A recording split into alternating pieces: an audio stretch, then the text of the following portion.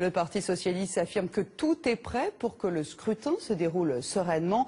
33 millions de bulletins de vote imprimés, 9 500 bureaux ouverts dimanche. Tout cela, bien sûr, a un coût et on est très loin des estimations de départ. Anne Bourse, Mathieu Benito. À 4 jours du scrutin, les fédérations du Parti socialiste sont en pleine ébullition. Dans le Val-de-Marne, 177 bureaux de vote prévus, autant de matériel à fournir. Alors tous ces cartons ils sont destinés au président de bureau de vote. Il y en a 2 par bureau de vote.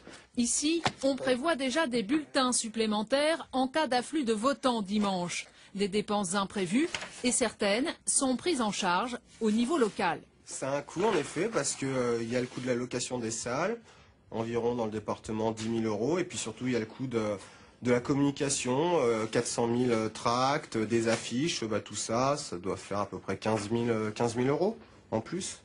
La facture de ces primaires sera beaucoup plus élevée que prévu. L'organisation du vote coûte à elle seule 1,2 million. Le budget du dispositif antifraude est de 1 million. Même chose pour la communication, totale 3,5 millions. Ce stylo électronique par exemple, sa location pour tous les bureaux s'élève à 300 000 €, le prix d'une arme anti-triche. Il y a à la fois le PV écrit et en même temps une trace enregistrée électroniquement. Des frais qui seront en partie couverts. Les votants devront s'acquitter d'1 € minimum et le trésorier du PS a donné des consignes très strictes. Ce qui garantit la transparence des opérations financières, c'est que le président de bureau de vote, entouré de ses assesseurs, va noter partout dans l'ensemble des bureaux de vote la somme qu'il aura comptée dans cette caisse à contribution sur un procès verbal, le même que celui qui va nous remonter pour les résultats du vote.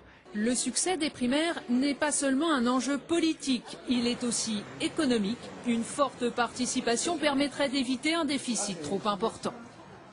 Le dispositif